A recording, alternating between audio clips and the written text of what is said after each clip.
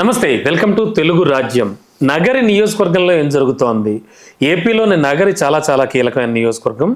Last time ఎలక్షన్స్కి 2024లో అత్యంత ప్రభావవంతమైనటువంటి మాజీ కోర్స్ మంత్రిగా పనిచేసినటువంటి రోజా, మాజీ మంత్రి, ఆమె కూడా అక్కడ ఫెయిల్ అయ్యారు. అండ్ నగరి నియోజకవర్గానికి సంబంధించి గాలి ముద్దుకృష్ణమనాయుడు చాలా కీలకమైన నేత, చాలా కీలకమైన పదవులు చేపట్టినటువంటి ప్రముఖ రాజకీయవేత్త ఆయన.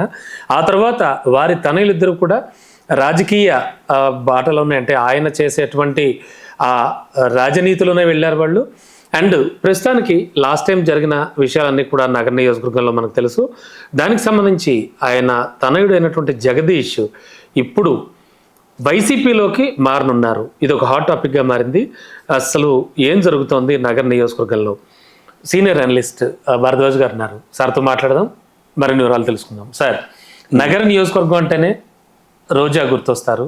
ఫైర్ బ్రాండ్, చాలా తూటాలు పేలుస్తూ ఉంటారు, చాలా ఫోర్స్గా మాట్లాడతారు. And moreover YS Jaganmohan Reddy గారి క్యాబినెట్లో కూడా అత్యంత ప్రభావవంతమైన, ప్రతిభావంతమైన మంత్రిగా కూడా పనిచేశారు. అవును. మరి ఇప్పుడు అటువంటి నియోజకవర్గంలో గాలి ముద్దుకృష్ణమనాయుడు గారు రెండో తనయుడు జగదీష్ గారు వైసీపీలో చేరబోతున్నట్టు పూర్తి స్థాయిలో సమాచారం. ఏం జరుగుతోంది సార్? యాక్చువల్గా అన్నదమ్ముల సవాలుగా చూడాలి. ఓకే. అంటే తండ్రికి ఇద్దరు కొడుకులు ఉన్నప్పుడు ఒక కొడుక్కి ప్రాతినిధ్యం దక్కింది. అవునండి. టీడీపీ నుంచి ఆశీర్వాదం దొరికింది. భానుప్రకాష్ గెలిచాడు, అయిపోయింది. మరి నా పరిస్థితి ఏమిటి అనేది నా గొడవ. అందుకని తను అదే మార్గంలో వెడితే, అంటే అక్కడే ఉంటే ఆయన ప్రధాన అనుచరుడిగా మారిపోతాడు. రాముడు లక్ష్మణుడు అలా మారిపోతాడు. తను రాజు కావాలంటే ఎలాగా అనేది ప్రోగ్రాం. అందులో భాగంగా ఆయన ఆల్టర్నేటివ్ చూసుకోదలుచుకున్నాడు. ఆల్టర్నేటివ్ చూసుకోవడం కోసం ఆయన వైసీపీని చూస్ చేసుకున్నాడు. ఆల్టర్నేటివ్ ఇంక అదే, అంతేగా, అంతకు మించి వేరే మార్గం లేదు. అందుకని ఆయన వైసీపీలోకి వెళ్ళటం ద్వారా తన రాజకీయ ఉనికిని కాపాడుకుంటూ అన్నకి పోటీగా తను కూడా రాజు కావాలి అనేది, రాజు అంటే ఎమ్మెల్యే కావాలి అనే ప్రోగ్రాంతో ఉన్నాడు ఆయన. రెండోది, వచ్చేసారి ఎన్నికల్లో వైసీపీ గెలుస్తుంది అనేటువంటి ఒక అభిప్రాయం కొంతమందిలో ఉంది.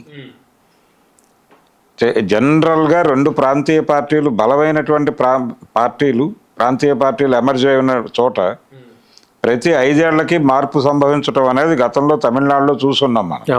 అవునండి. కాబట్టి ఆ నమూనాలోనే ఇక్కడ కూడా నడుస్తుంది.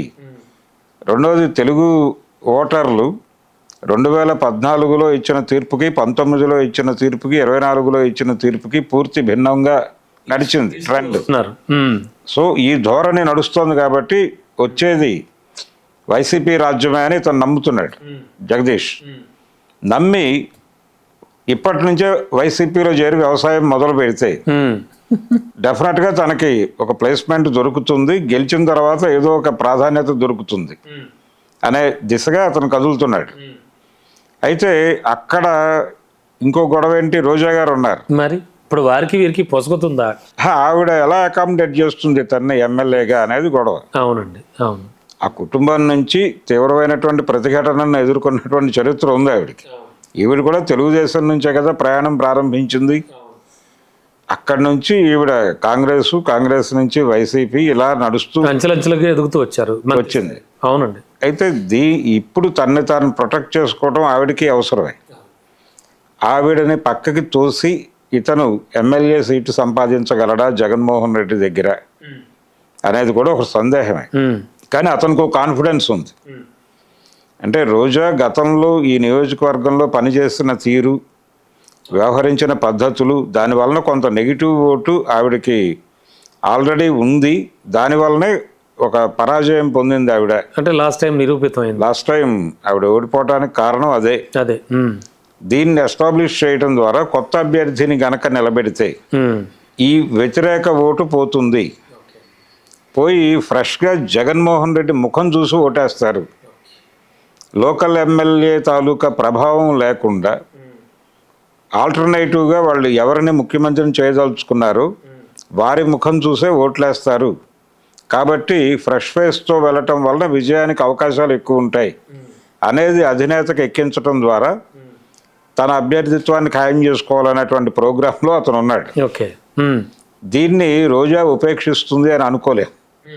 ఎందుకంటే ఖచ్చితంగా దీనికి కౌంటర్ ఆర్గ్యుమెంట్తో ఆవిడ కూడా ముందుకెళ్తారు, రెడీగా ఉంటారు. అవును, ముందుకు వెడతారు, అక్కడ మాట్లాడతారు కూడా. పార్టీ నాయకత్వం దగ్గర ఆవిడకి ఒక యాక్సెస్ ఉంటుంది డెఫినెట్గా. అంతేగా సార్. ఇప్పటికీ బలంగా వైసీపీని ప్రొటెక్ట్ చేస్తూ మాట్లాడుతున్నటువంటి అతి తక్కువ వైసీపీ నాయకుల్లో ఆవిడ ప్రముఖంగా ఉన్నారు. ఉంటారు. అవునండి. అందుకని ఆ ఇమేజ్ మీద ఆవిడ కొంత ఇతనికి ఆ టికెట్ రాకుండా అడ్డుపడే అవకాశాలు అయితే బలంగా ఉన్నాయి. ఆవిడ్ని తోసుకుని పెడతాడా, జగన్మోహన్ రెడ్డి ఎలా రియాక్ట్ అవుతాడనేది చెప్పలేం. ఆయన కూడా ఇతని ఆర్గ్యుమెంట్తో కన్విన్స్ అయితే న్యూ ఫేసెస్తో వెళ్ళటం వలన ఒక మంచి రిజల్ట్ సాధించగలము అనే భావన ఆయనకి కూడా వస్తే ఆయన నిర్మోహమాటంగా రోజాని తప్పించే ఛాన్సెస్ ఉన్నాయి. అంటే ఆయనకి ఆల్రెడీ ఆ భావన ఉంది సార్. లాస్ట్ టైం అందుకే కదా మరి చాలా మందిని నియోజకవర్గాలు మార్చడాలు, కొత్త కొత్త క్యాండిడేట్లను తెర మీదకి తీసుకురావడాలు. అదే, అంటే గతం వేరు. అప్పుడు ప్రభుత్వం ఉంది, అవును, ప్రభుత్వం మీద వ్యతిరేకత వలన కొత్త ముఖాలు అనుకున్నాడు ఆయన. ఆ వ్యతిరేకతను తగ్గించడం ఇదే వ్యూహం ప్రకారం ఆయన అభ్యర్థుల్ని మార్చాడు. ఇదే అభిప్రాయం రేపు న్యూ ఫేసెస్తో పెడతాను అంటే గనక ఇప్పుడు సిట్టింగ్ మొన్న కంటెస్ట్ చేసిన వాళ్ళందరికీ కూడా సీట్లు ఉండవు. ఓకే అండి. ఈ మెజారిటీ సీట్లు ఇవ్వని పరిస్థితుల్లో కొత్త అభ్యర్థులు ఎమర్జ్ అవుతారు. అట్లా నేను ఎమర్జ్ చేసి సీటు కొట్టగలను అనే కాన్ఫిడెన్స్తో ఉన్నాడు అతను, జగదీష్. కాబట్టి అప్పుడు అనివార్యంగా అన్నదమ్ముల సవాల్గా మారుతుంది. అవునండి, ఖచ్చితంగా. మారినప్పుడు ఎవరు గెలిచినా సీటు మన ఇంట్లోనే ఉంటుంది అని ఆ విషయం కూడా రోజా వర్గం భావించాలి. మరి భావించడం అంటే అకామిడేట్ చేసేటువంటి మూడ్లో ఉందా ఆవిడ? ఇప్పుడు గతంలో ఒకసారి బాపట్ల నియోజకవర్గంలో ఇలాంటి పోటీయే జరిగింది. దగ్గుపాటి రామానాయుడు గారు టీడీపీ నుంచి, కాంగ్రెస్ నుంచి పురంధేశ్వరి గారు కంటెస్ట్ చేశారు. ఈయన ఓడిపోయి ఆవిడ గెలిచినప్పుడు రామానాయుడు గారు నాకేమీ బాధ లేదు, పదవి మా ఫ్యామిలీలోనే ఉంది కదా అన్నాడు ఆయన. కాబట్టి అదొక ఆలోచన ఉంటుంది.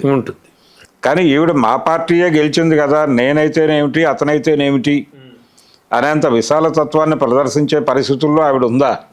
ఇది చాలా కీలకమైన రోజా గారు విషయం. ఉంటే ఓకే, ఆవిడ కూడా సహకరిస్తుంది. పార్టీని నమ్మి పార్టీ ఎవరిని అభ్యర్థిగా నిర్ణయిస్తే వాళ్ళ కోసం నేను పనిచేస్తా అనటం వేరు. అలా అన్నటువంటి సందర్భాలు గతంలో ఉన్నాయి కొంతమంది. అవునండి, చూసాం. అంటే పార్టీ పట్ల విధేయత ఉన్న వాళ్ళు ఉన్నారు, కానీ పార్టీ కోసం నేను చేసిన దానికి నాకు మిగిలింది ఇదే అనే యాంగిల్లో ఆలోచిస్తే దీన్ని యాక్సెప్ట్ చేసేటువంటి మూడ్లో వాళ్ళు ఉండరు.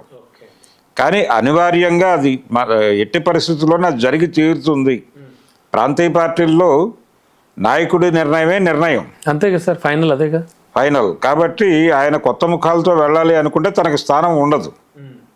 దాన్ని అంగీకరించి అతని కోసం పనిచేస్తుందా ఈవిడ అనేది చూడాలి. జగన్మోహన్ రెడ్డి కొత్త ముఖాలతో వెళ్ళే ఛాన్స్ అయితే బలంగా ఉంది వచ్చే ఎన్నికల్లో. దాన్నే హోప్గా పెట్టుకుని అతను రంగంలోకి దిగుతున్నాడు ఇప్పుడు.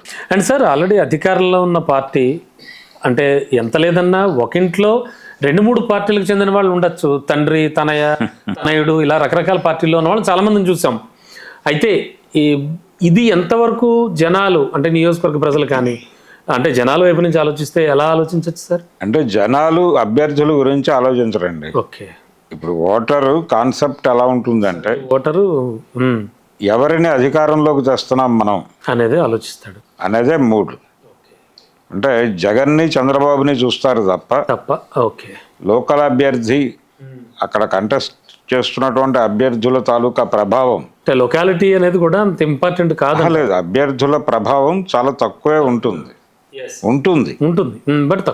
కానీ కంపారిటివ్గా పబ్లిక్ మూడ్ అటువైపు ఉంటుంది. ఎవరిని అధికారంలోకి రావాలనుకుంటున్నాం మనం, తెలుగుదేశాన్ని అధికారంలోకి తీసుకురావాలనుకుంటున్నాము అని కనుక ఒక నియోజకవర్గపు ప్రజలు అనుకుంటే అది టోటల్ స్టేట్ మూడ్ కాకపోవచ్చు, స్టేట్లో స్ప్లిట్ ఉండొచ్చు. కొన్ని నియోజకవర్గాల ప్రజలు ఈ ప్రభుత్వాన్ని పడగొట్టాలి అనుకోవచ్చు అక్కడ ఉన్నటువంటి ప్రత్యేక పరిస్థితుల్లో.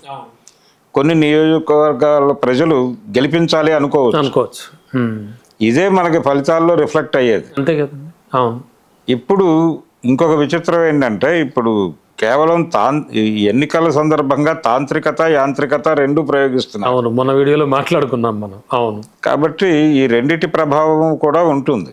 ప్రజల మూడ్తో పాటు వీటి ప్రభావం కూడా ఉంటుంది. సో ఏదైనా కూడా ఎన్నికలు దగ్గర పడే సమయానికి మీరు ఓటర్ని ఎలా ప్రభావితం చేస్తారు, అవును, ఏ రకమైన ప్రచారాలతో వాళ్ళ మెదళ్లలోకి వెళ్తారు అనేది కూడా ప్రధానమే. తప్పకుండా అండి. ఏదైనా చూద్దామండి నగర నియోజకవర్గంలో ఏం జరగబోతుందో. Thank you sir. Thank you. Please do subscribe to Telugu Rajyam channel. Please do subscribe to Telugu Rajyam channel.